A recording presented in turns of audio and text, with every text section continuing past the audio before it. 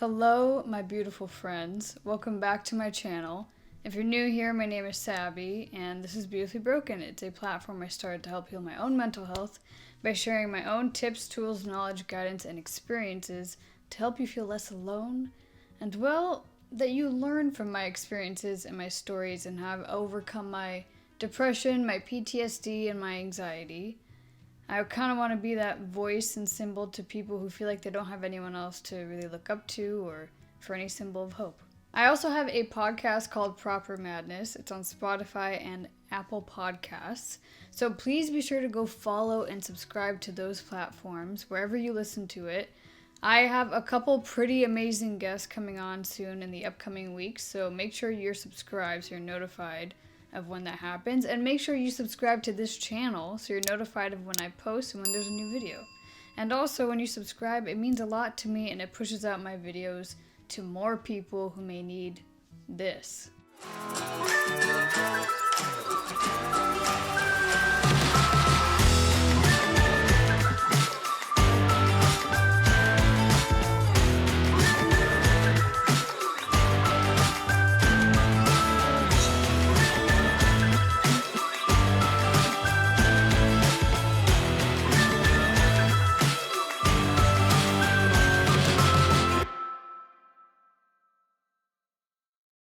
So, today I was actually going to do a very different video, but I have been struggling with a lot of body image, body dysmorphia, and body acceptance issues in the last few weeks.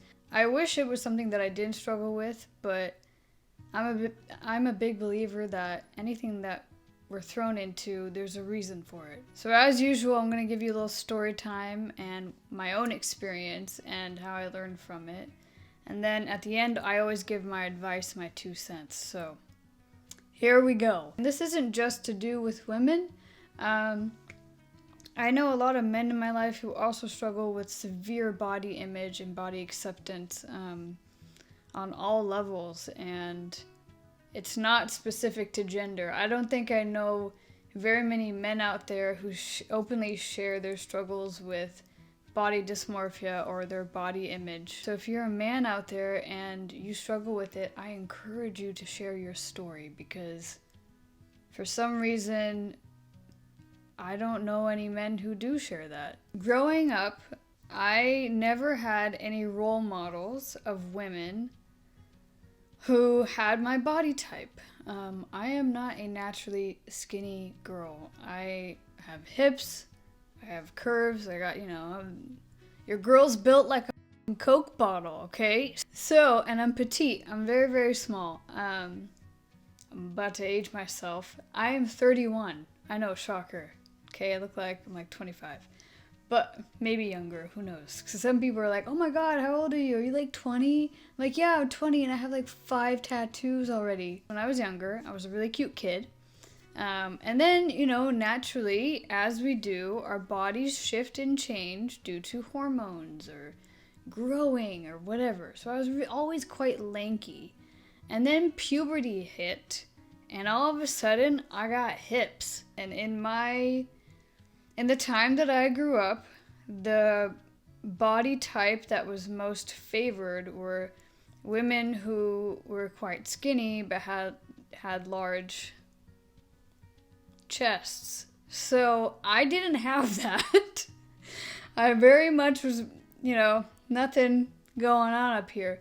I remember in the locker rooms in middle school especially, I'd see these girls with like perfect bodies. I mean, they were very athletically built. They looked like women at a young age, and my body still didn't really look like a woman. I was still kind of in like an awkward stage, but also hips weren't a thing, My parents growing up were always preaching me needing to be healthy and to be in good shape, not because of physical reasons, but because of health. But I was so blessed and grateful that I had those resources at such a young age. However, when that's being shoved into you so young with a very small gap of letting loose and enjoying yourself. The moment you get a taste for something that is better or sweeter or less healthy, you just want all of it. So I would say I was in really good shape for a while. I think I'd say up until 16, I was always made fun of my height, and I was a woman. People would call me armrest. At the time, I would laugh and think it was funny, but as I got older, I got so self-conscious because I'd see these girls who were tall and beautiful and just, they just looked like a very Orange County picture perfect model-esque girl, and they had all the attention of all these guys, and I never got any attention of any guy. I'd only get attention from the guys I didn't want. So because of that, I always assumed it was because of the way that I looked. I felt this immense pressure all the time that I needed to look different or be different to get the attention of the men that I always wanted. I never had a boyfriend until I was 16, and when I did have a boyfriend at 16, coincidentally, I was in the best shape of my life because I was on the soccer team and I was doing boxing, and I was just like, I looked really good. I assumed that because I was in really good shape, that's why this absolutely gorgeous man was paying attention to me and wanted me to be his girlfriend. And I had my 16th birthday party, and at that party, the guy that I was dating told me that he loved me in front of everyone. It was a whole thing. Bless him. He was trying to do the right thing. But I come from an Asian family, and when you have all these other Asian families at a 16th birthday party, it just was a disaster. 2 days later, he calls me and he says, I can't be in a relationship anymore. My parents don't want me to be in one. And I was like, oh, there's nothing we can really do. And I remember being really sad. I was writing these letters to him, hoping that he'd get it and change his mind. And I remember that he signed my yearbook, and he told me one time, I think when he was breaking up with me, he was like, I still mean what I said at your birthday. I do love you, I just can't be with you. And I was like, what the f-? And he signed my yearbook, and at the bottom, he said, I still mean what I said. And that, tore, oh man, it was a gut-wrenching. That summer, after this breakup, I went to Cambridge, England to do a summer abroad program. My parents were like, this will be good for her. Let's get her out and about. Maybe she just needs to get a change of scenery. So I went to Cambridge, England, and my God, I got a taste of freedom because I was alone. There's no no parents. I was just me alone. I met a bunch of new people. I made some amazing friends that I'm still friends with to this day. And they showed me what it was like to be different. I went to a very diverse area. There are people in my own culture around me. There are people who accepted and valued my culture as well and understood it. There was one particular friend, and I'm going to see her pretty soon. She took me out of my comfort zone and showed me what it was like to just be me. I remember coming back from Cambridge. Now, when I was there, I was drinking, I was eating a lot of food, and for some reason, I was under the impression that I had lost weight because I had been walking everywhere. You drink alcohol all the time and you're eating bad food just because you're walking around, your girl put on some pounds. So I came back, my dad saw me, and the first words out of my mouth were, I feel like I've lost weight. Do I look like I've lost weight? My dad was like, yeah, okay. Because when I got home, I weighed myself. I had gained 10 pounds. And I had all these new clothes that I was kind of wearing, and I was dressing more like me, more edgy. I didn't really care. I just had all this confidence. And then I made the decision to chop off all my hair. And so I was heavier and then I had shorter hair. And I'm sure most women can relate to this. When you have longer hair, for some reason, you tend to look thinner. I don't know why that is. And when you have shorter hair, you tend to look heavier, or that might just be a me thing. So my longer hair was something I always hid behind, and now that I had this confidence, like, oh, I can cut all my hair off because I've lost weight. And yeah, my mom, I think, pulled me aside at one point, and she was like, honey, she goes, you've actually put on some weight. And I was like, what? She was, yeah. She was, I know. She was, I'm so happy that you're confident and you feel good about yourself, but you've actually put on like quite a bit of weight. And I didn't want to listen to her. And then when I returned to school, that same year, right, summer, everyone noticed. Like, everyone noticed that I had put on some weight, that my hair was shorter.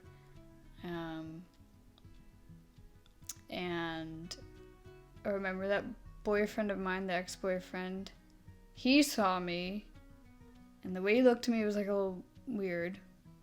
Probably not intentional, but that's just how I saw it. And then he ended up dating this girl who was absolutely just drop dead gorgeous. So, of course, mentally, and this is of no fault of his, of course, mentally, at that point, I assumed so much. I assumed that I was no longer lovable or attractive, and that I no longer deserved attractive men. And then as high school continued, I just wasn't making the healthiest decisions. I got into like taking weight loss pills on and off randomly. I started smoking cigarettes thinking that that was going to help me miraculously lose a ton of weight. So I was looking at all these really short, quick fixes to get skinnier instead of actually just working on myself, because I didn't want to accept the fact that I had just been obscenely unhealthy. And it scared me that I didn't see myself as how I actually looked, and that I had all this confidence about the way that I looked, and it wasn't real because I had actually gained weight. So then from that point onwards, my perception of myself was just warped. I went to college and I got into drugs, as we all know, and with that comes a lot of weight loss. So my weight was always fluctuating in college.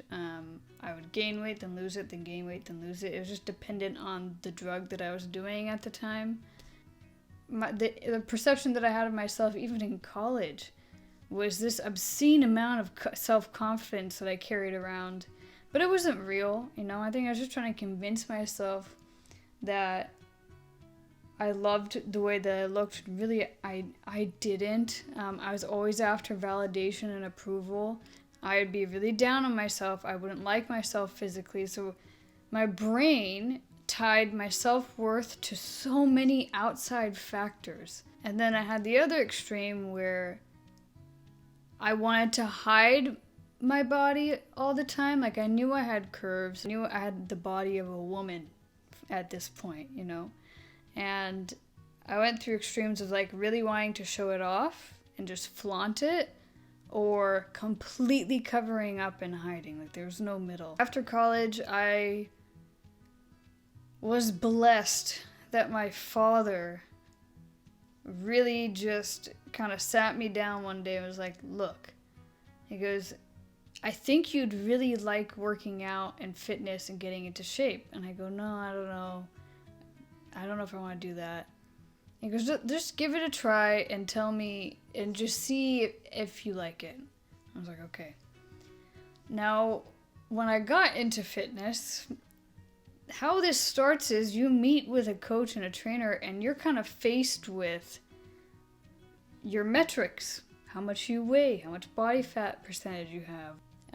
I went to this place to start training, and immediately the confidence that I had built up over years and years and years, even though it was just fake, unhealthy confidence, was gone. I mean, even the good parts of my confidence were gone, because that my body fat percentage was well above, I mean, it was bad. It was like almost 45% body fat. Reality hit me, and I was like, oh my God, what have I been doing to myself? At that point onwards, I never really fully saw myself for what I looked like. I had built up for years and years this wall of pretending to have confidence in myself and developing super unhealthy habits. I've been into fitness now for, I'd say, 9 years. I took it seriously, and I took my diet seriously. For the first few years that I was into it, I lost a lot of weight. I got really lean. For, say, the first couple of years, I got really lean, and I loved it. Just truly was like, wow, I really got it together. You know, I can do this. Being healthy is amazing. Being healthy is good. And I would get all these compliments. People would be like, oh my God, you look so good. But I never equated it to, oh, but I looked bad before. I still loved myself, though. You know, even though I had this crazy fake self-confidence, there was still self-love there. There was still an appreciation for my curves. There was still an appreciation for, well, I don't need to look a certain way to be happy. I just am so proud of myself that I've come so far.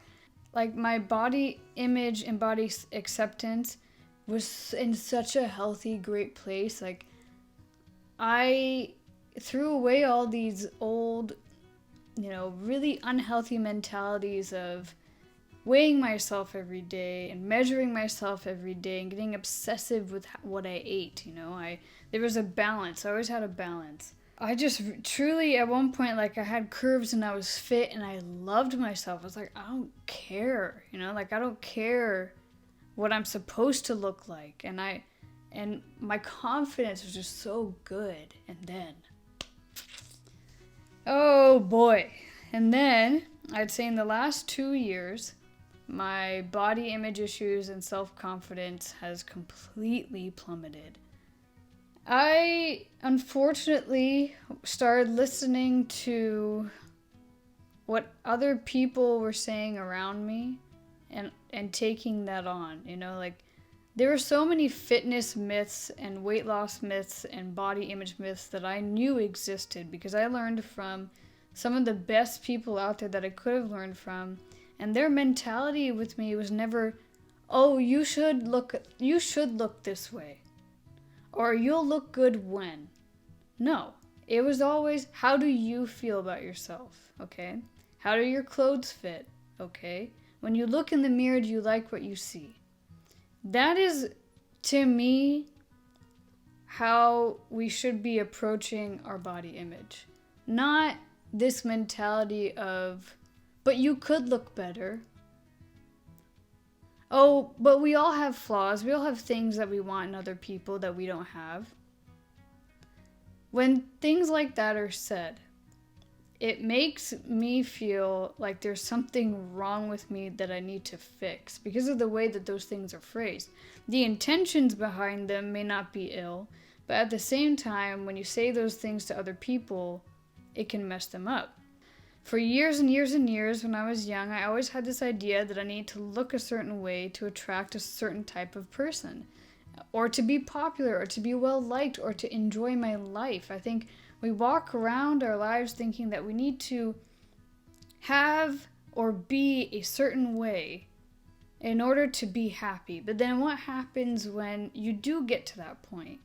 When you do get to that point of, oh, I'll be happy when, then you're going to find something else to chase, to be, okay, well, then I'll be happy when this happens. And that's what happened to me. I am sitting at the lowest weight I've ever been in my life. I am in the best shape I've ever been in my life. And I caught myself sitting with myself going, okay, well, maybe I can lose a little bit more weight. Or maybe I can get a little leaner. Or maybe I'll be happier and more confident in myself if I get to this point. When maybe 8 months ago, if I got to this point, I said the same thing. If I get to this point, I'll be good. I'm at the point where 8 months ago I said, oh, I'll be good. And now I'm still trying to chase something else. It's like we want to validate ourselves that we're worthy of self-love. And my self-love has always been depicted upon how I look physically, like my body. And it shouldn't be that way. Our bodies are always going to change. You think when I'm 80 years old, I want to look back and go, you know what, I really wish I got leaner? Absolutely not. Because at 80 years old, you think I'm really going to care? No. I would have hopefully lived my life to such richness and fullness that I don't look back and care about, oh, I wish I wouldn't have eaten that stir fry that one time because it really made me bloated. And then I wasn't able to like go and do, no, I'd be more upset that I'm limiting myself to living my life and appreciating myself and having confidence in myself because of the way that I look. Or purposely not wearing things because I'm scared of how I'm gonna look. And there's this idea that to be happy or to be successful or to really love yourself and have confidence and be like these people who are out there living their lives, you have to look a certain way physically. And that is so messed up. You're going to change. You're going to get older. You're going to shift.